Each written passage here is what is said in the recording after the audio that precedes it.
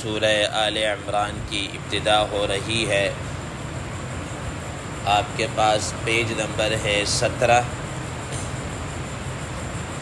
اعوذ باللہ من الشیطان الرجیم، بسم اللہ الرحمن الرحیم۔ الف لام میم، اللہ لا الہ الا هو الحی القیوم، صدق اللہ العظیم۔ اللہم صل علی محمد النبی الأمی وعلی آلہ وسلم تسلیما کثیرا کثیرا۔ محترم سامعین کرام، ان آیات کا ترجمہ اللہ تبارک و تعالی ارشاد فرماتے ہیں، الف لام میم، اس کے معنی اللہ تبارک و تعالی ہی کو معلوم ہے۔ اللہ لا الہ الا ہو، اللہ تبارک و تعالی ایسے ہیں کہ کوئی معبود نہیں ہے مگر وہی معبود ہیں۔ الحی القیوم، وہی زندہ جاوید ہیں اور وہ سب چیزوں کو قائم رکھنے والے ہیں، سنبھالنے والے ہیں۔ محترم سامعین کرام، سورہ آل عمران کا مختصر تعارف اور ما قبل کے ساتھ اس کا جو ربط ہے وہ آپ حضرات کے سامنے بیان کر دیا تھا۔ حضرات مفسرین کرام رحمہ اللہ فرماتے ہیں کہ اس صورت کے اندر، یا اس صورت کا پس منظر کہہ لیجئے، شان نزول ایک طرح سے کہہ لیجئے، وہ نجران کے عیسائیوں کا وفد تھا۔ حضرات مفسرین کرام رحمہ اللہ فرماتے ہیں کہ نجران عرب کے جنوب کے اندر ایک علاقہ ہے، وہاں عیسائی آبادی تھی، عیسائی کمیونٹی وہاں پر آباد، تو وہ تقریباً 60 افراد پر مشتمل ایک وفد کی شکل میں نبی صلی اللہ تعالیٰ علیہ وسلم کے پاس آئے، جن میں ان کے بڑے بڑے لوگ بھی تھے، سیاسی لوگ بھی تھے، مذہبی پیشوا بھی تھے، اور اس طریقے سے دیگر افراد بھی ان کے اندر موجود تھے۔ حضرات مفسرین کرام رحمہ اللہ فرماتے ہیں کہ ان کے آنے کے جو مقاصد تھے وہ دو بنیادی مقصد تھے۔ پہلا مقصد تو ان کا ایک سیاسی تھا۔ وہ سیاسی کیا تھا؟ وہ سیاسی یہ ہے کہ آپ حضرات کے علم میں ہے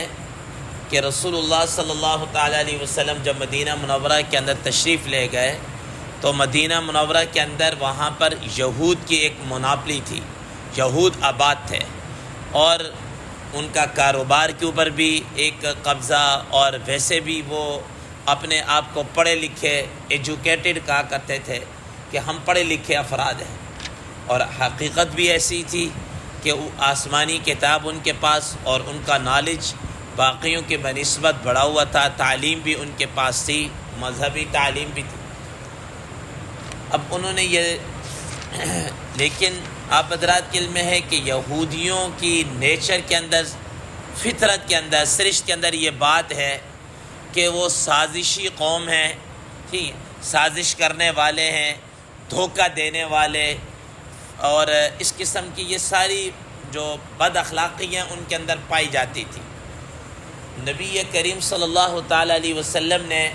مدینہ منورہ میں آ کر ایک معاہدہ کیا تھا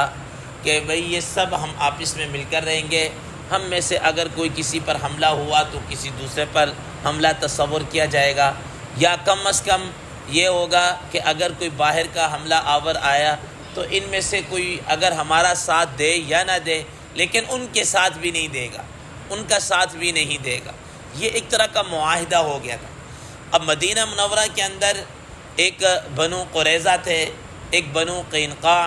اور ایک بنو نذیر۔ حضرات مفسرین کرام رحم اللہ فرماتے ہیں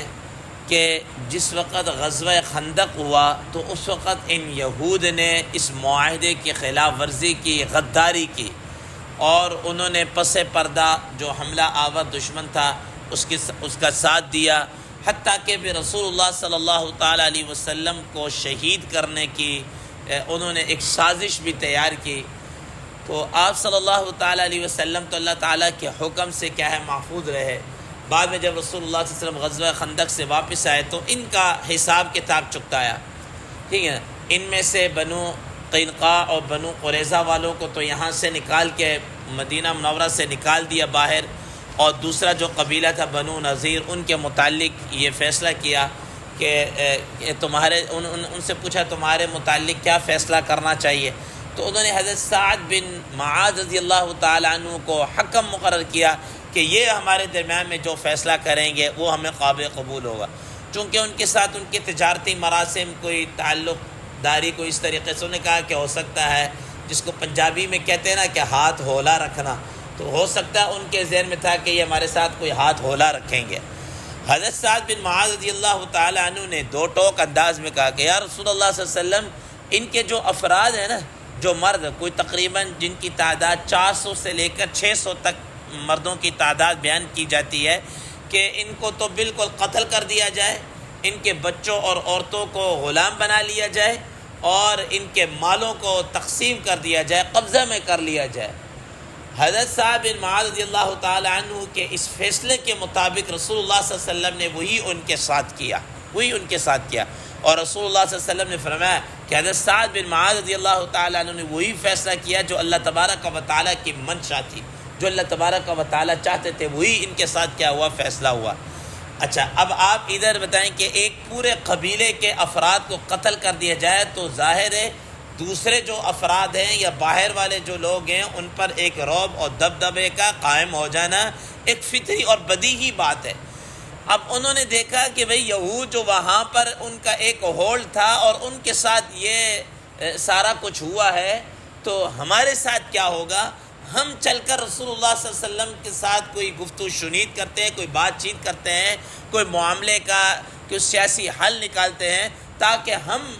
سیف رہیں۔ اپنی سیفٹی گویا ان کو کیا تھی، مقصود تھی، اور اس سلسلے میں جا کے ان سے بات کریں۔ تو یہ وفد رسول اللہ صلی اللہ تعالیٰ علیہ وسلم کے پاس آیا اور تقریباً 60 افراد پر مشتمل، اور انہوں نے آ کر نبی صلی اللہ تعالیٰ علیہ وسلم سے گفتگو کی۔ تو پہلا بنیادی مقصد ان کا یہ سیاسی طور پر آنا تھا کہ ان حالات کے اندر ہمیں کیا کرنا چاہیے، وہ ہمارے ساتھ کیا کریں گے، ہمیں کیا لین دین کرنا ہوگا، ہمارے کیا حقوق ہوں گے، اگر ہم ان کو کچھ پے کریں، جزیہ دیں، خراج دیں، کچھ بھی دیں، تو یہ تو ہم پے کر دیں گے، یہ تو ان کو مل جائے گا، ہمیں کیا ملے گا بدلے کے اندر، ہمارے کیا حقوق ہوں گے۔ یہ اس طرح کی بات گفتگو شنید کرنے کے لیے وہ آئے۔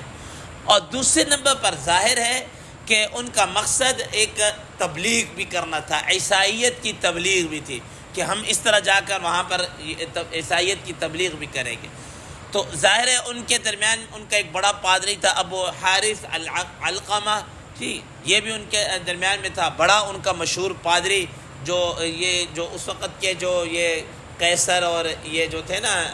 روم کے جو بادشاہ اور عیسائی بادشاہ تھے، انہوں نے اس کو بڑا ایک گرجا بھی بنا کر دیا ہوتا، اور بھی ان کی طرف سے بڑی اس کو مراعات حاصل تھی، یہ ان کا بڑا پادری۔ تو ظاہر ہے اس میں رہتے ہوئے اس نے یہ بات چیز چھیڑ دی کہ حضرت عیسیٰ علیہ السلام اللہ تعالیٰ کے یہ کیا کہتے ہیں بیٹے ہیں اور یوں ہیں، اور مذہبی اس طرح کی گفتگو بھی ہوئی۔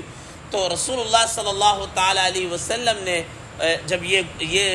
کیا کہتے ہیں مذہب کی بنیاد پر گفتگو ہوئی تو آپ صلی اللہ علیہ وسلم نے فرمایا کہ آپ حضرت عیسیٰ علیہ السلام کو علیہ باللہ الوہ اور الہ مانتے ہیں، معبود مانتے ہیں، تو آپ یہ بتائیں کہ معبود تو وہ ہوتا ہے جو ہمیشہ سے رہے، ازل سے رہے، اور اس پر کوئی فنا نہ آئے، اس کے اوپر موت نہ آئے۔ تو کیا حضرت عیسیٰ علیہ السلام پر موت آئے گی یا ہمیشہ رہیں گی؟ ہمیشہ سے ہمیشہ؟ انہوں نے کہا نہیں، یأتیہ علیہ الفنا۔ علامہ روح المعانی رحمہ اللہ نے یہ لکھا، انہوں نے کہا کہ نہیں، ان پر کیا فنا آئے گی۔ اچھا یہ بتائیں کہ حضرت عیسیٰ علیہ السلام ماں کے پیٹ سے پیدا ہوئے ہیں یا نہیں ہوئے؟ ماں کے پیٹ کے اندر رہے کہ نہیں رہے؟ کہا کہ بالکل اس میں کوئی شک نہیں ہے، وہ ماں کے پیٹ سے پیدا ہوئے ہیں، ٹھیک ہے نا، ماں کے پیٹ سے پیدا ہوئے ہیں۔ کہا کہ اچھا یہ بتائیں حضرت عیسیٰ علیہ السلام کا علم جو ہے وہ ہر چیز کے اوپر محیط ہے، ہر چیز کا ان کو علم ہے؟ کہا کہ بالکل نہیں، حضرت عیسیٰ علیہ السلام کے پاس اتنا ہی علم ہے جتنا اللہ تبارک و تعالیٰ نے ان کو دیا ہے۔ تو اسی طریقے سے کہا کہ ان کی قدرت سب کے اوپر ہے، اور اس طرح کے 3-4 سوالات آپ صلی اللہ علیہ وسلم نے ان سے کیے جن کا جواب انہوں نے نفی کے اندر دیا۔ تو رسول اللہ صلی اللہ تعالیٰ علیہ وسلم ان سے فرمایا کہ جب یہ ساری باتیں نہ ان کا علم ہے، نہ وہ قادر مطلق ہیں، نہ وہ ہمیشہ رہیں گے، ماں کے پیٹ کے اندر سے وہ نکلے، کھانا پینا وہ کھاتے ہیں، سب کچھ، تو جس کے اندر یہ صفات پائی جائے تو وہ الہ کیسے ہو سکتا ہے؟ الہ تو وہی ہے جس کا علم بھی ایسا ہو، جو قادر مطلق ہو، نہ کھاتا ہو نہ پیتا ہو،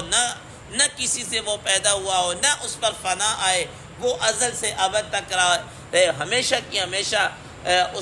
اس کو حیات سرمدی، حیات ابدی اس کو حاصل ہے۔ تو وہ الہ تو وہ ہے، اور آپ خود انکار کریں تو وہ کیسے ہو سکتا؟ محترم سامعین کرام، چونکہ اس صورت کے اندر یہ اس طرح کی بھی باتیں، اور پھر آگے چل کر نہ ماننے کی وجہ سے ان کے اوپر کیا ہے وہ مباہلے کا بھی ہے، وہ سارا بالتفصیل کیا ہے آگے آ رہا ہے۔ تو بنیادی طور پر یہ جو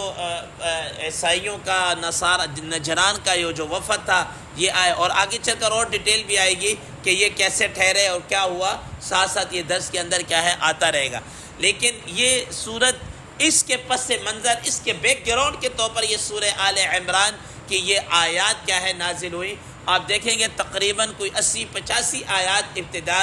یہ اسی کے متعلق ہیں، اسی عیسائیت اور انکارات اور حضرت عیسیٰ علیہ السلام، مریم علیہ السلام اور ان کے ساتھ مباہلہ، اور یہ ساری چیزیں انہی کے متعلق۔ پھر آگے چل کر اللہ تبارک و تعالیٰ کا روح سخن کسی دوسری طرف کیا ہے ہوتا ہے، جس کا انشاءاللہ عزیز تفصیل کے ساتھ ہم پڑھیں گے۔ تو یہ اس کا شان نزول اور ان کے آنے کے یہ دو بنیادی مقصد آپ حضرات کے سامنے بیان کر دیں۔ ماں باقی انشاءاللہ اس آیت کی تفسیر اور اگلی آیت کل انشاءاللہ ذکر کریں گے۔ اللہ تبارک و تعالیٰ سے دعا ہے اللہ تبارک و تعالیٰ عمل کی توفیق عطا فرمائے۔ وآخر دعوانا ان الحمد للہ رب العالمین۔